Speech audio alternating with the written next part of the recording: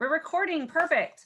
All right, ladies, thank you for joining us today for the Girl Scout Sports and Fitness Zoom, touching on the following badges. Junior Practice with Purpose, steps 1 through 3.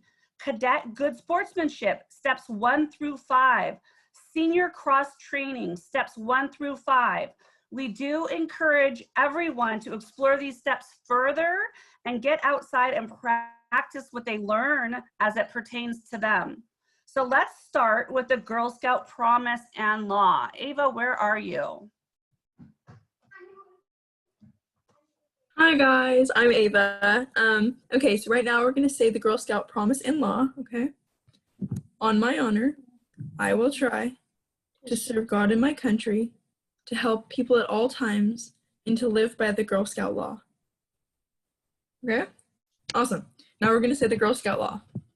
I will do my best to be honest and fair, friendly and helpful, considerate and caring, courageous and strong, and responsible for what I say and do. And to respect myself and others, respect authorities, use resources wisely, make the world a better place, and be a sister to every Girl Scout. Thank you, Ava. All right. So ladies, remember to keep yourself on Zoom or on a mute during the session so everybody can hear what Jordan has to say. This Zoom is sponsored by the National Academy of Athletics. It's a national organization. We are so fortunate to have Jordan Ziff here. She is the area captain in San Diego for the National Academy of Athletics. Jordan has been a lifelong athlete, continuing her athletic career all the way through college and beyond, including her current career. She is here to talk to us today about all things related to sports and fitness. Thank you, Jordan, for joining us. Thank you. I'm so happy to be here and be able to share my experience and my knowledge with all of you in the Girl Scouts. So I'll start off by first addressing a little bit about me and my background. My name is Jordan. Like she mentioned, I currently work for the National Academy of Athletics. I manage the North County San Diego region. And a little bit about me, I have a lot of hobbies, including most of them involve sports. I love working out, hiking, camping, surfing, and playing soccer was the big one. I've been into sports and fitness since before I can remember. I started in sports when I was just 4 years old, and I started playing rec soccer and then went and started club soccer shortly after that when I was 8 years old. I also had my second degree black belt in karate by the age of 12. And then when I, got older and I went into high school, I started with track and field. And in track and field, I ran the hurdles and also sprinted, did a little more of the shorter distance. And all throughout that time, I continued playing soccer, and it ended up becoming my main focus. And that brought me to where I played in college. So I grew up in California and ended up getting scouted down in San Diego at a tournament. And I got recruited to play at Loyola University, Maryland. So I went and played Division I soccer on the East Coast for 4 years and lived on the East Coast for 4 years. And then from there, I went straight from the day I graduated college to be playing professionally in Europe. I played a season in Finland for a professional team. And then from there, I moved back to California, and that's where I'm living now. So it's a little kind of all summed up into one big thing about my sports background. I was involved in a lot of individual and team athletics from a very young age.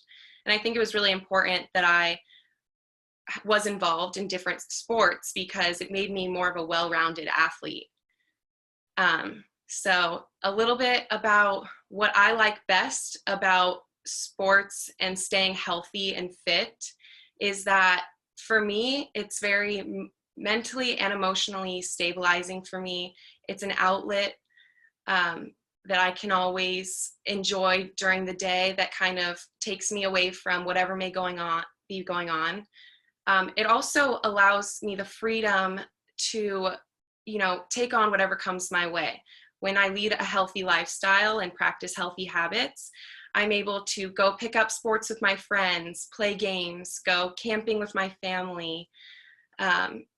Or, if someone asks me to do some sort of like laborious task, those are all things that I can take on because I've led a healthy lifestyle. So now that I have finished professional and collegiate soccer, I still work out quite a bit. I try to work out between 4 and 5 days a week, but sometimes that consists of, I go out surfing and that's my workout for the day.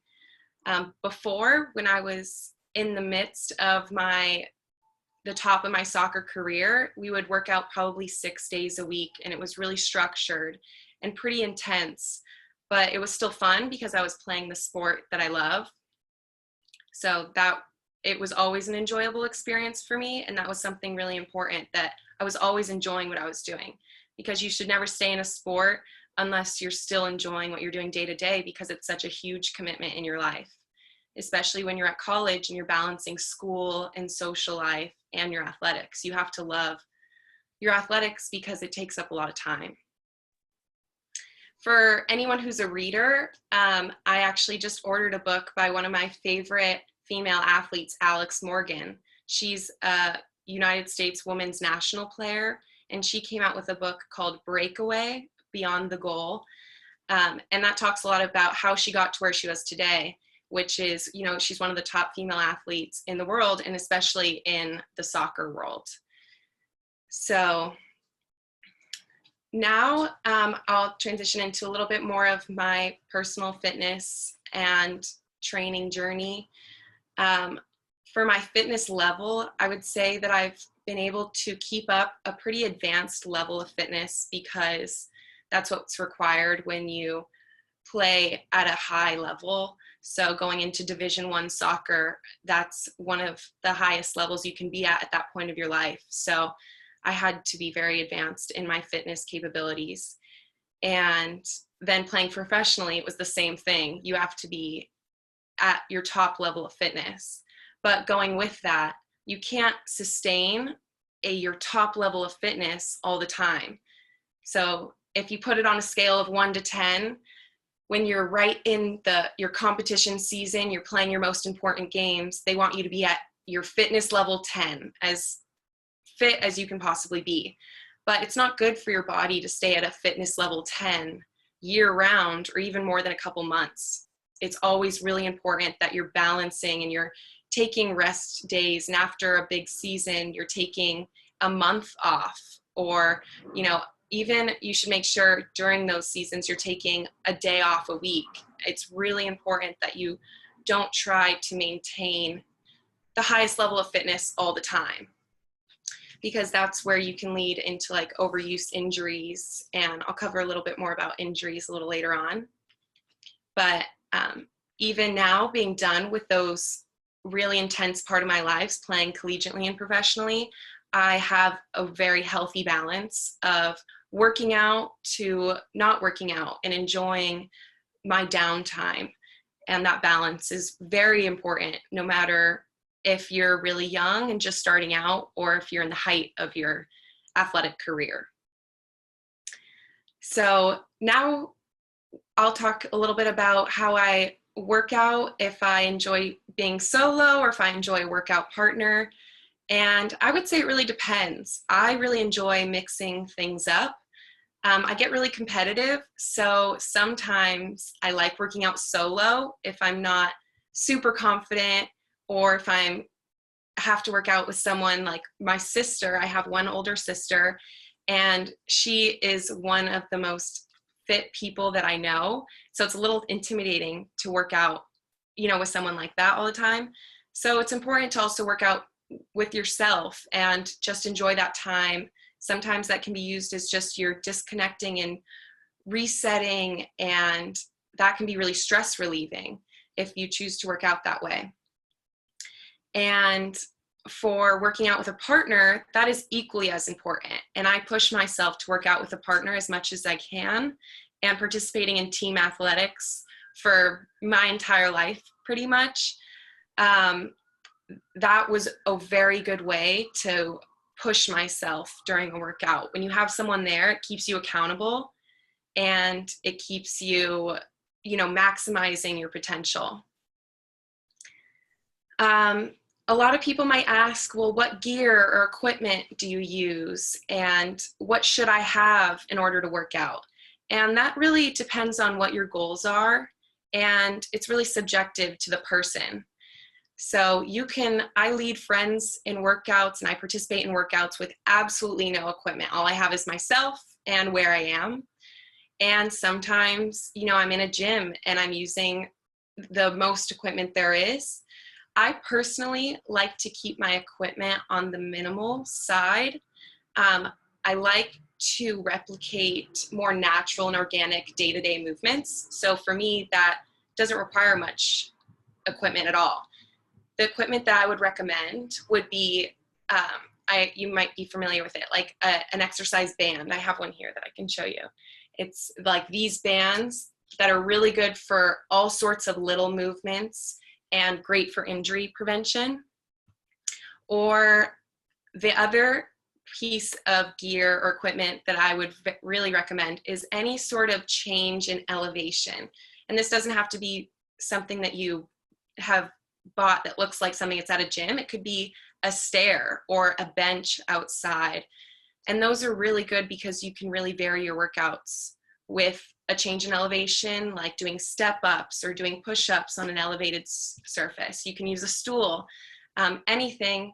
And those are really easy things that you can work a lot with. You can do countless amounts of activity with just those two things. And the other piece of gear that is really important for anyone doing anything really are good shoes. I can't stress enough how important your feet are, no matter what sport you're playing, or even if you're not playing a sport day to day. If you're doing anything strenuous, it's really important to have that support underneath your feet. So a band, an elevated surface, and good shoes, I would say, are the most important. A yoga mat, those are all great things. Having a ball to change things up, those are all things that you can add, but I would say aren't like the necessities if you want to get in a good workout. You could really do it with anything. So something to remember when you're going to work out is to make sure you're stretching. And I would say stretching is crucial to any exercise you're doing. And it's important to do before and after your workouts.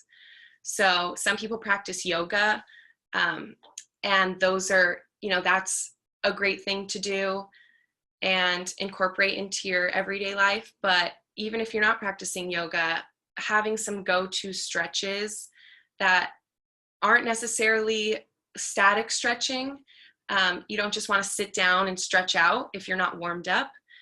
A good thing to do are more ballistic stretches. So that's high knees, or you're moving while you're stretching. And so when you're not warmed up yet, it's really important that you're incorporating movement into your stretches. But equally as important afterwards, you want to make sure you're stretching and even rolling out. Some people might be familiar with like rollers, or you can really you could use a big water bottle and to roll out your muscles and stretch after you're finished with a workout, because that's how you prevent injuries, and that's how you relieve some soreness that you may acquire after a workout. So another common question people might have is, especially for runners, but really you can practice in all sports, is your endurance. And people will ask, how can I increase my endurance? Well, your endurance, there are two big things that go into endurance. You have two types of muscles. Some that one side of your muscles, which are your fast twitch muscle fibers, those really deal with sprinting and explosiveness. Well, with your endurance, you are building up more of your slower twitch muscles, which are equally as important. And those a good thing to remember when you're focusing on endurance is incrementally increasing either the distance you were doing something or the time you were doing it for. And that doesn't just go for runners. It goes for soccer players. It goes for swimmers. You want to build up an endurance so that you can sustain doing an activity for a longer amount of time. An example of a workout I do to increase my endurance is a 2 minutes on, 2 minutes off run for a longer period of time. So that's like maybe around 30 to 40 minutes. And doing a run that's harder for 2 minutes and then you're walking for 2 minutes, that really trains your heart to deal with a spike in your heart rate and then a recovery. And the more your heart can get used to bringing your heart rate down and recovering, the more you'll be able to sustain an activity for a longer period of time. So, and a lot of people have questions about a workout routine. So let's talk a little bit about workout routines. A big thing to remember is that no two people can have the same workout routine because every body is so different. And working out is not a one routine for everyone kind of thing. For me, I have a little bit more of a muscular physique. And so my workouts will be very different from someone who's a lot leaner. A workout routine might require a little bit more cardio based, whereas someone that doesn't have as much of that natural muscular nature to their body might do a little bit more strength training. So everyone is different, and doing one workout routine or comparing yourself to someone else's workout routine isn't the best approach to getting into a sports and fitness lifestyle. You really have to see what works best for you. And again, like that kind of goes into like personal training tips that I might have. Well, a lot of my personal training tips actually come from injury prevention. I have experienced a lot of injuries, and so through this, I've gained a lot of knowledge. And two of the most important personal training tips I would give you are be so careful with your knees and your back. So tips that I have for that are always make sure your core is engaged. You never want to arch your back when doing any exercises. And for your knees, when you're doing an exercise, you never want to let your knees bend over your toes or let your knees cave inwards.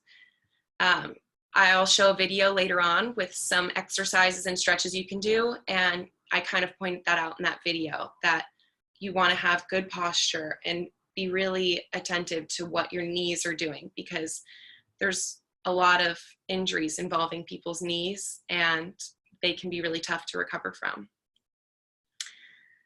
That goes into cross training and why it's so important to not overuse your muscles.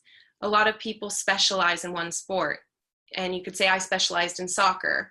I'm 22 years old now, and I've played soccer since I was 4 years old, but I've played a lot of different sports, and I've learned how to cross train through my injuries and from recovering from those injuries and from, just trying out different sports. So cross training can involve biking one day or swimming or using a rowing machine. So you can be doing a lot of different things to cross train. And some of these examples could be like a runner who's always on their feet might swim for a day, or a soccer player might get on a bike instead to give certain muscle groups a break. Now I'll explain some of the injuries I've come across and how that led to me. Jordan, yeah. Before you go into injuries, can we ask a couple questions? Yeah, definitely. Okay, perfect. So we have a lot of girls commenting that they all do lots of different sports. There's a lot of athletes on the call, so that's really exciting. So, and we also have a lot of Alex Morgan fans, so they liked the recommendation, so thank you. Yeah. One of the questions, well, these are kind of related, but one of the questions is, what is Division I versus other divisions? And then what position did you play? Okay, yeah. So the divisions work, there are about 4 different divisions. NAIA and Division III are, that's where it starts. And those are some schools. And it kind of just means those schools might focus more on academics, or they're not the highest level to play at. But sometimes some people don't want to play at the highest level. They want to enjoy their sport and enjoy academics just as much and not have as much of a time commitment. So it's not necessarily a bad thing, and there are amazing athletes that play at Division III or NAIA schools. Then it jumps up to Division II, and then from there it goes to Division I, and Division I is the highest level, and only Division I teams play Division I teams. So within your league, or your conference is what they call that in college, you'll play all other Division I schools. And so that's a little bit about the divisions. And for soccer, I always played the attacking soccer positions. So you're either on defense, and there's a lot of different defensive positions, or you're playing more of an attacking role. I played outside midfielder on the left and the right. And I also played center mid, attacking mid, and attacking forward. But my 2 biggest ones were left outside mid and the center forward. So I was definitely the attacking positions. So is that an offensive position? Yes, those are offensive positions. So you were the scorer. That was the goal. Yeah, no pun intended, but yeah, that was the goal. And then when you're a Division I athlete in college, are you more likely to become professional versus maybe a Division II or Division III? I would say you probably are more likely to, go on to that next step, because Division I athletics is the most intense, and it is that highest level. So it's a more natural progression to go then into a professional sport. And that is what led me. The connections I made to my professional experience were from my experience at the Division I college level. Okay, and then we have 2 more questions before you can keep going on your list of questions. One is, how much water do you drink when you're working out before, during, and after? Yeah, that's a very good question. I would say when I was younger, I didn't think as much about my water intake. And now through my experience, I've grown to realize that it's very important. And I would say it's more important to do it consistently than it is to take in a bunch of water when you're working out. It's so important for your whole body to be hydrated. And for me, I have this more muscular physique. And if I'm not hydrated, it leads to cramping. And so my water intake, I try to wake up and drink about at least equivalent to like a bottle of water, to make sure that I'm getting in a substantial amount of water each day. And for every body and every person, it's different. But waking up and drinking a lot of water is so important for, the rest of your day. And then the last question I have for you, and before you can keep going, is when you were playing professional or college level soccer, did you supplement your workouts, or were the workouts that your team provided you enough at that time? Yeah, so I think it goes along with my Division I experience in college. They provide you with enough, like you almost can't do any more than what they're providing you. And it's very structured. So in our seasons, soccer was 7 days a week, but one of those days was recovery, and I was still in the training room doing either rehab or rolling out or stretching. So 7 days a week I was involved in something to do with my sport. And at the professional level too, you're provided with enough that you almost don't want to do more, because it's it would be too much. Mhm. Okay, thank you. Sorry to interrupt. The girls are just asking lots of questions. No problem. Yeah, keep interrupting if you find another question. Okay, perfect. Thanks. Yeah. So a little bit about my injuries and my experience with what I've overcome with injuries. When I was younger, I wasn't injured as much. As I got older, as females, our bodies go through so many changes. And it's really important to take care of yourself every step of the way so you can do as much injury prevention as possible. I would say one of my first severe injuries, I had a stress fracture in my foot in high school. And I wasn't very smart about my injury care. I did something you shouldn't do. And this was before, I wish I had someone talking to me, kind of leading me down a better path so I didn't make it worse. I would wear one of those big boots on my legs during the week and take it off for a game and go play in a game. And it really wasn't smart. And I've learned how important recovery is. So it's not something I would even imagine doing anymore.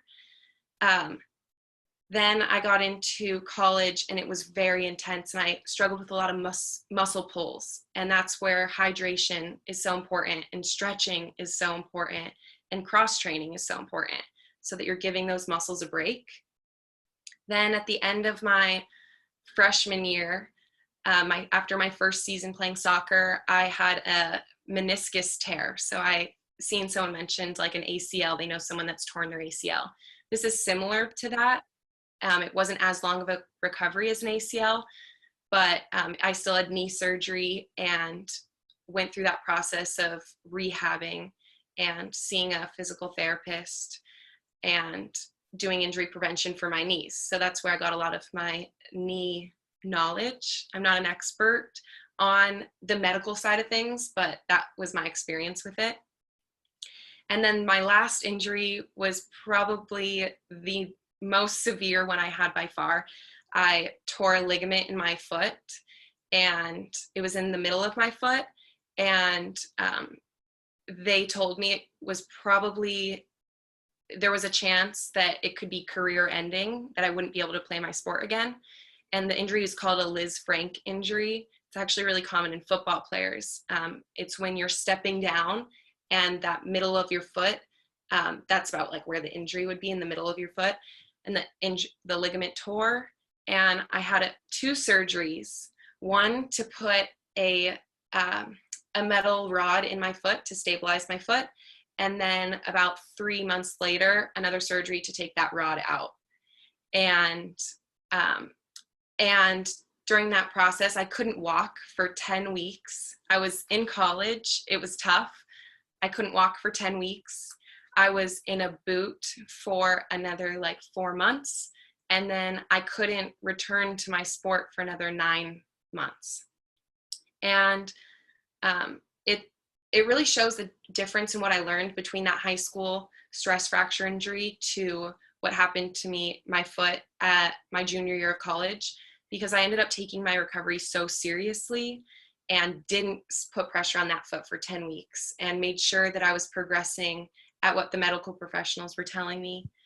And I was able to return to my sport and continue at the high level I was playing at. So it really shows that if you take your recovery seriously, you can return back to your sport, and you need to give it the amount of time that doctors are telling you, and not rush into things, because you'll make it worse. And in the short term, it could feel good you're back, but then in the long term, you could be much more worse off. And so that is also how I learned more about cross training. And now I'll talk a little bit more about the mental side of playing sports. And even if it's not playing sports, the mental side of, leading a healthy lifestyle and the psychology behind playing sports. And I'll start off with good sportsmanship. I'm sure a lot of you know about good sportsmanship or have heard the word or try to practice good sportsmanship or being a good team player. And I define good sportsmanship as having respect in every instance I am involved in anything. So whether I'm in the middle of a game and I have respect for my opponent, or I have respect for the referee that's on the field, or at my own practice, I have respect for my teammates, or I have respect for my coach. And it's just practicing that respect in every instance. So, and that kind of leads to being a good team player too. I would say the biggest thing about being a good team player is that you're putting the collective goal of the team above your own ambitions. And if you're always acting in the best interest of your teammates, then you're most likely going to be practicing good sportsmanship and also, be a great teammate and be working toward your team goal. How do I deal with frustration on the field is a big one, because everyone gets frustrated, whether you're in a sport or you're not in a sport. I've had instances where, frustrating things have happened on the field, and I practiced like breathing techniques and how important deep breaths are. Taking 3 deep breaths and slowing down in the middle of a frustrating, overwhelming situation is really important. And maybe a good tip is finding something that's unique to you. When I was on the field and something frustrating was happening, whether, I got fouled and pushed to the ground or something happened, I would take a moment to reset. And my thing was kind of going down and fixing my socks and shin guards. And for me, that was a mental reset. And when I came back up, I could let it go. So find something that's unique to you that you can recognize as letting go of frustration. A big thing is the mental side of sports, and you have a lot of voices in your head. And as females and just as athletes, you have a lot of pressure on you to perform at the best, or, make sure that you're succeeding. And one of the biggest things that you should remember and ask yourself is, am I enjoying the sport? Am I enjoying this type of working out? Am I enjoying my dance class or my gymnast experience? Or, do I still love swimming? Because if you're not enjoying it, then you're creating more of a negative space, and that can lead to an unhealthy relationship with fitness and health and your sport. I have a little story about this. My older sister, she's about 2 years older than me, and she was on a full scholarship to a Division I school, University of Nevada, Las Vegas, for running. And when it became really overwhelming and really mentally tough on her to continue her sport, and her junior year, she made the really tough decision to quit altogether. And quitting wasn't a negative thing to do. It was actually one of the bravest things she could do, because she had a full scholarship. She had a lifetime of working up to being in a college sport. But I admire her so much for it, because she said, this is a negative experience for me, and mentally I would be healthier not running anymore for my college. So she stepped back and she quit, and now she runs and is healthier than I have ever seen her when she was playing at that Division I level. And that's a story that will really stick with me, because a lot of people think, oh my God, you're playing, college soccer, or you're a college Division I runner. That's so great. And she had to let that go for her own mental health. And she still runs every day, and she loves working out more than ever, and she's healthier because of it. So it sounds weird, but that happens sometimes. A tip that I would give you to make sure that you're mentally staying healthy regarding your life in health and fitness is positive reinforcement. So focusing on things that you can control is huge. an example of this is, instead of saying, if I don't score, I'm a failure. Well, sometimes scoring is out of your control. What happens if, you didn't, the goalie saved your amazing shot? That doesn't mean you're a failure. So those are the voices in your head you want to control. And you can change that to saying, before a game, I'm just going to be in front of the goal on every corner kick. And that's something you can do. And then you say, I accomplished that. Did I score? Maybe yes or no, but I did, what that voice in my head was telling me to do. And so practicing those skills of positive reinforcement and not letting the voices in your head get out of your control, only saying things that are in your power, are really good things to practice, because it can be overwhelming and sports can be difficult. So, and it's normal to go through ups and downs within your sport and question it. So, don't think, it's abnormal if you're not enjoying it anymore, or if you're having a really tough time. That's really normal. I've been through it. I watched friends go through it. And in the end, I still loved soccer. So I was able to say, okay, it's worth it. Let me practice this. Let me talk to someone, go get through it. And then I was able to still have a positive experience. And psyching myself up for games, we're using those voices in my head in a good way too. You can psych yourself up. Some people listen to music. Some people have a go-to song. I'm sure a lot of you who play sports or don't even play sports, you have a song you listen to that gets you going. Those are all good things to do to psych yourself up and put you in a good mental health, a mental state. Sometimes it's easier to psych yourself up before a game. Something that's harder that, I still practice is checking in with yourself during that game, or at halftime. You're like, am I doing, what I set out to do? Like, I need to psych myself up again. On the field, getting a few jumps in, keeping yourself in check throughout your activity so that you're giving it your all the whole time. Some of you might be really good visualizers. That's another topic that can help you with staying on track with your goals. I'm a really big visualization person. So that kind of means like, are you someone where you can close your eyes and say, this is what I want to happen, and you can see yourself doing it? That can be a really helpful tool in sports and athletics. And that's huge for me. If you can envision yourself practicing something and it leading to a desirable outcome. So in soccer, that might be, you're practicing a move and you can see yourself doing that move around a goalkeeper and scoring a goal. If you can visualize that, now you know what you need to do to put it into action and make it real. So visualization is a big technique in sports. Even in fitness though, and working out, you can do the same thing.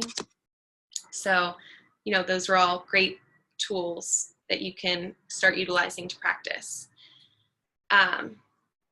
I actually was the team captain of my Division I soccer team my junior and senior year of college, and that came with a lot of responsibility.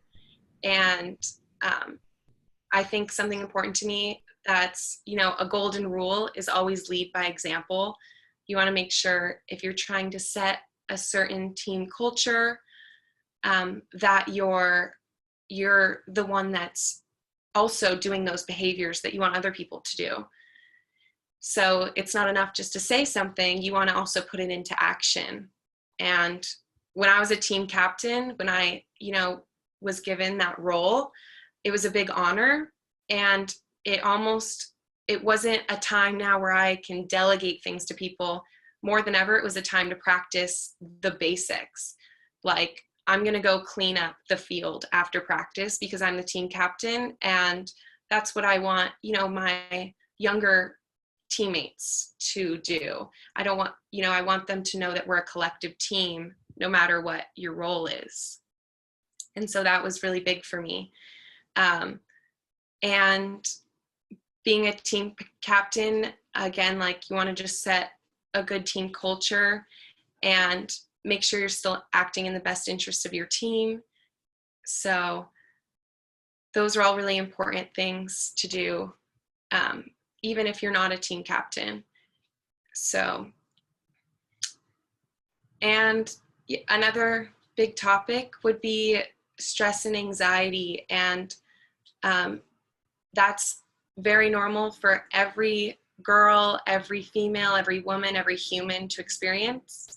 And that's a big reason why I lead a lifestyle with sports and fitness, because for me, that helps me deal with stress and anxiety. By going out and working out, it's a mental break from other things that are going on in your life, and it can help you blow off some steam.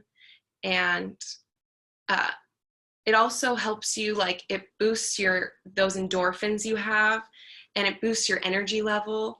And so whether you're just, going on a walk every day, getting outside, or going to the gym, or dancing for an hour, those are healthy things that you can do for your body that will, make you excited to, carry on the rest of your day, boost your energy level. It relieves some stress. So you really practice healthy habits.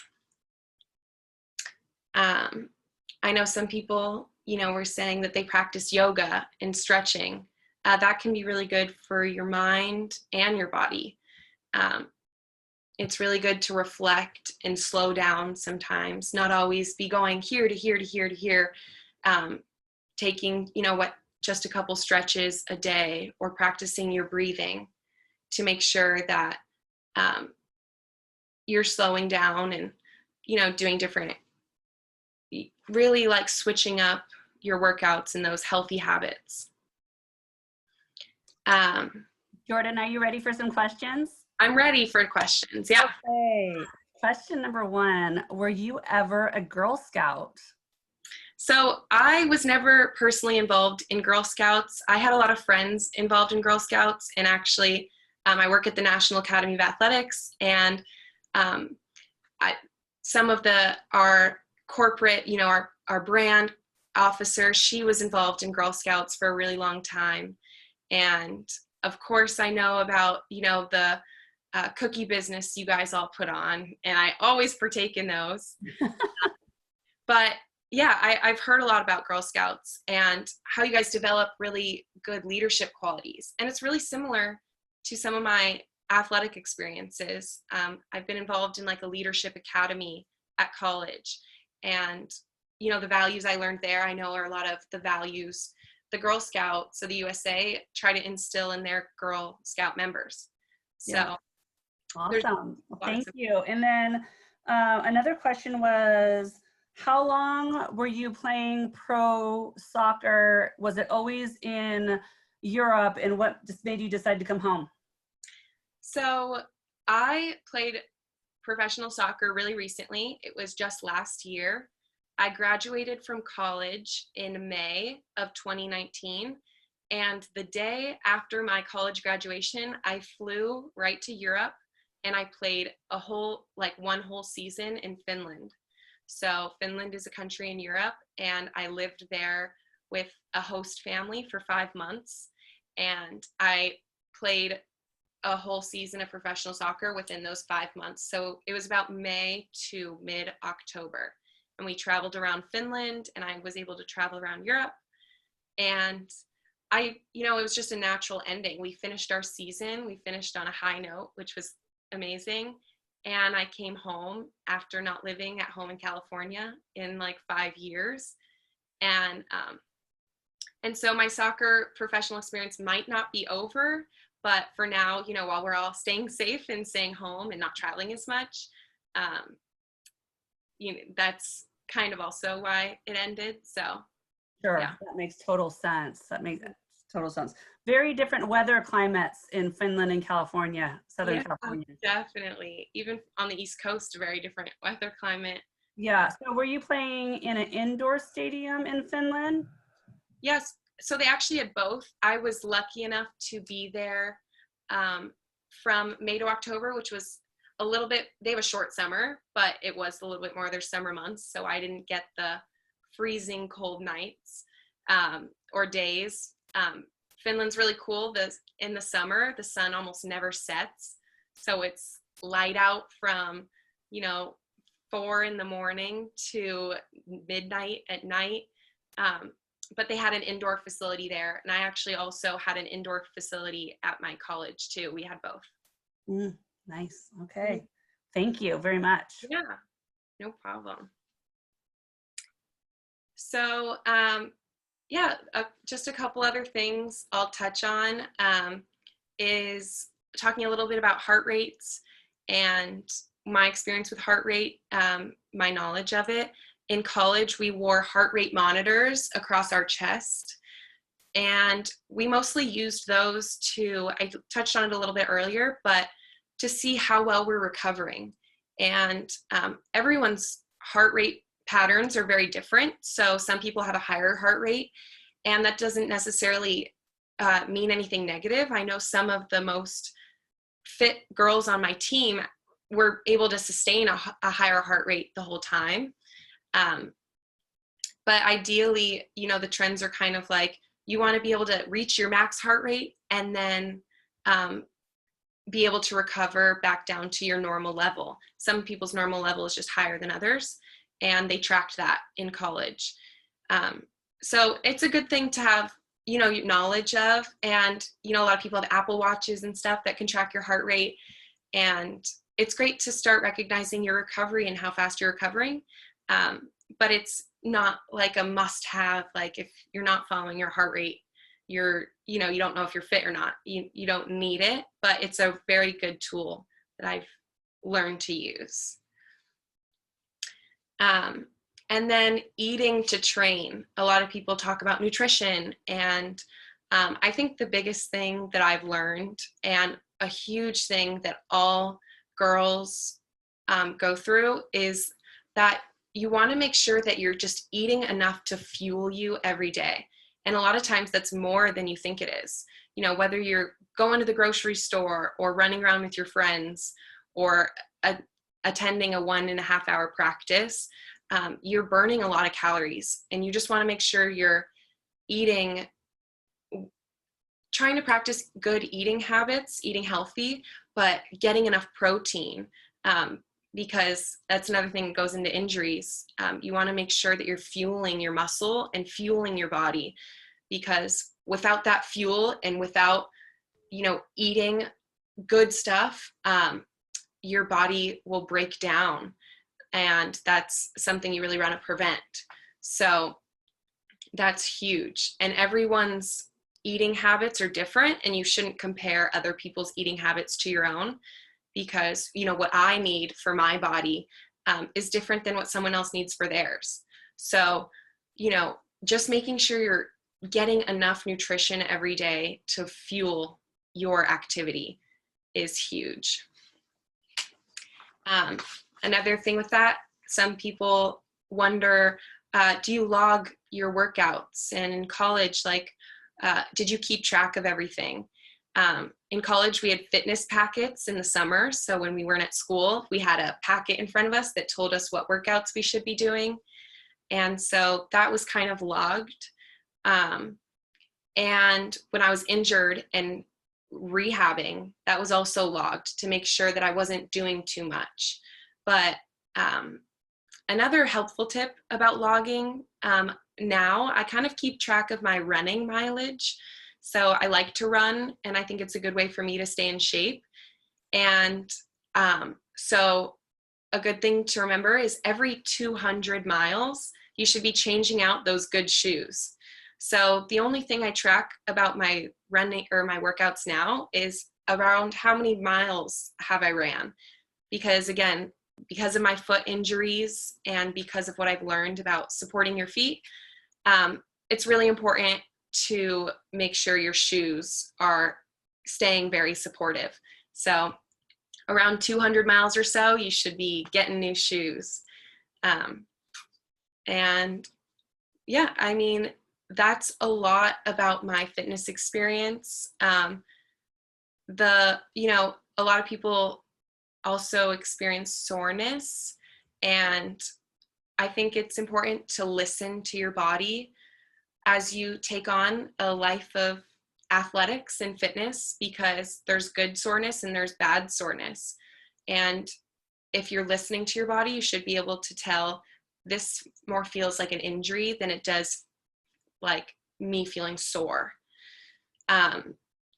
So that's why recovery and sleep are so important, because when you have a good workout, it's good to feel sore, because that means you pushed your body, and that soreness are your muscles breaking down. And during that recovery is when your muscles build back up. So your soreness is a good indicator of a good workout, but you want to make sure you're recovering in that time, because that's when you're really getting stronger. So when you're sleeping, you're getting stronger. So sacrificing sleep to get in an extra workout or get more fitness in is actually counterintuitive to becoming more fit. And yeah, if you're someone that loves sports, athletics, fitness, health, any of those, there's a lot of careers that go into that. If you're someone that loves science right now and loves your science classes and are thinking of maybe majoring in biology or something like that, but want to be involved around athletics, there's countless amount of things you could do. You could be a nutritionist or a dietitian. You could become a physical therapist or a personal trainer. If you're someone that wants to be more hands-on with the sport, you could be a coach for your favorite sport, or a director of a club. Me, I majored in business marketing in school, and I love business. And I wasn't exactly sure how sports would fit into that when I was finished. And that I've kind of found my company, the National Academy of Athletics, and now I'm involved in like putting on youth sports, and a lot of that is a business. And if you love business, you could get involved with a company that is involved in the production of sports equipment, or you can be an engineer. And I have a friend that is an engineer for golfing and golf clubs. And so there's a lot of ways you can surround yourself in sports and fitness now and when you're older. So, yeah, I mean, yeah. So, question. If you don't have your sports yet, you can still Hey girls, you need to mute yourself. You to kick your leg as Puerto Rico. Oh, there you go. How did you manage all of your college, going to class, homework, and your college life and your workouts? How did that work for you in college?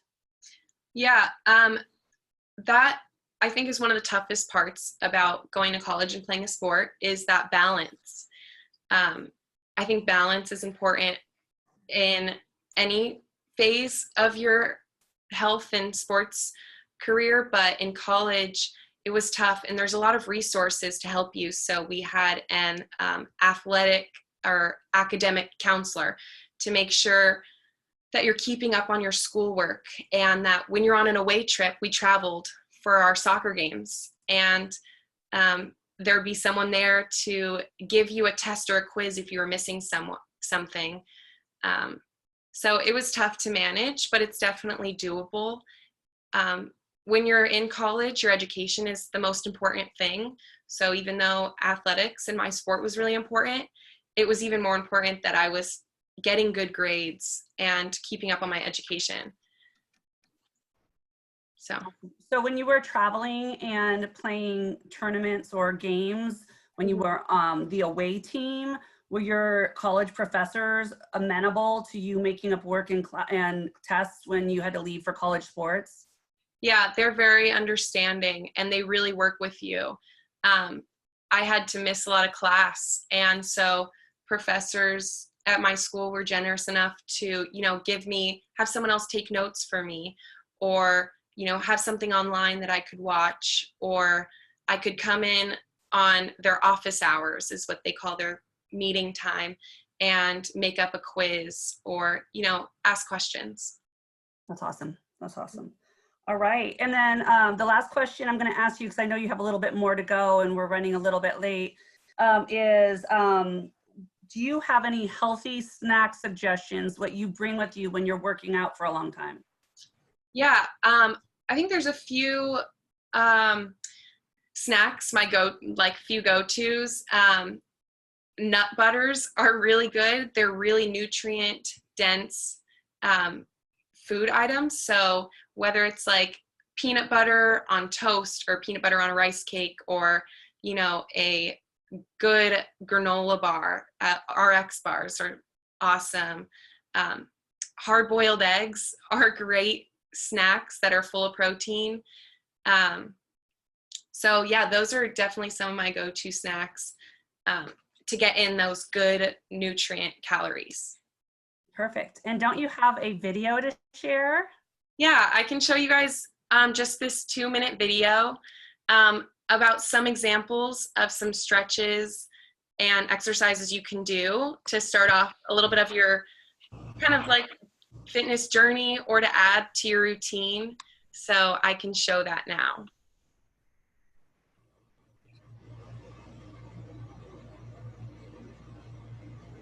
Let me know if you can hear it.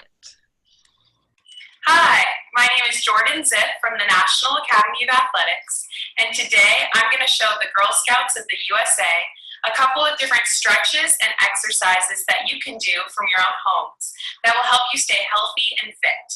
So let's get started. The first stretch we're going to do is called the hip flexor stretch. You want to make sure you're feeling this stretch all across the front of your hip.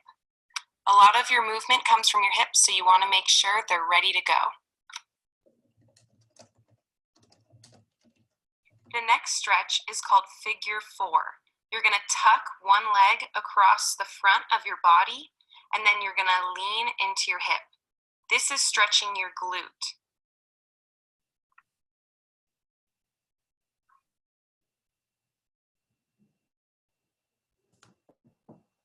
For the first exercise we're going to do, we're going to be planking.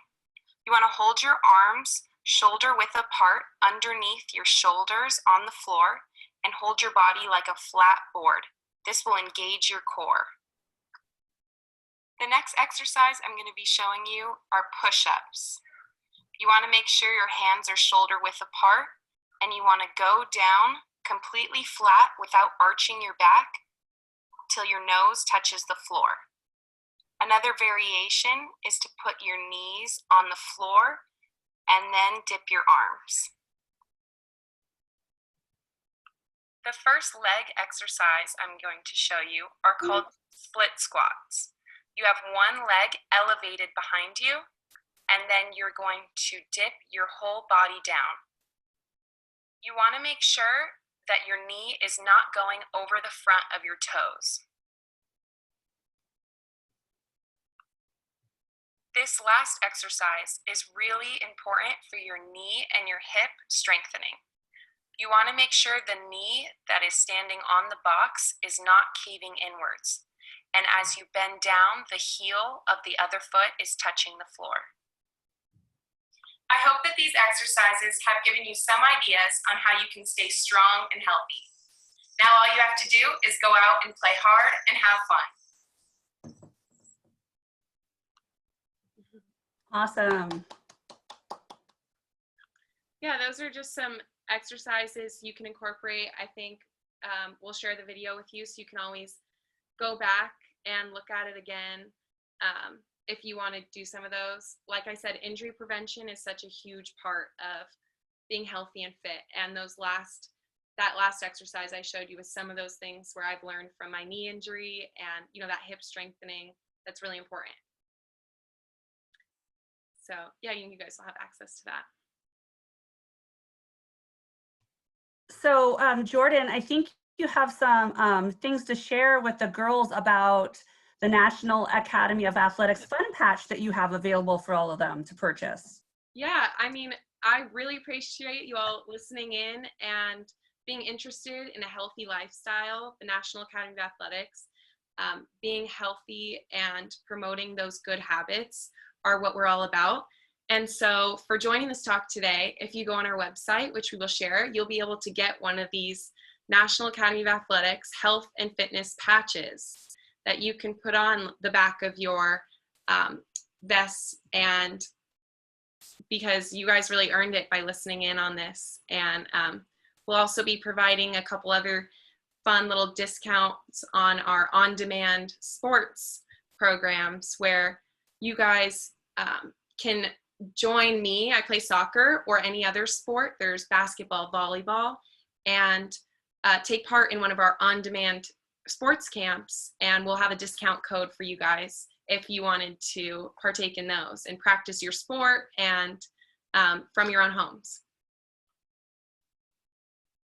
That's amazing. Thank you so much, Jordan. We really appreciate your time, and you provided so much valuable information.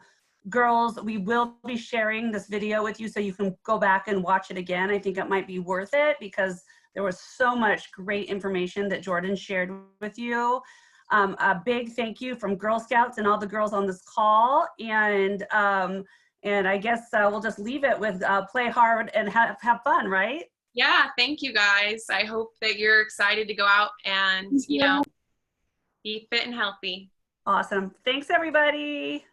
Bye. Bye. Bye. Bye. Thank you. Thank you. Thank you. Thank you. Bye. Thank you. Bye. Thank you.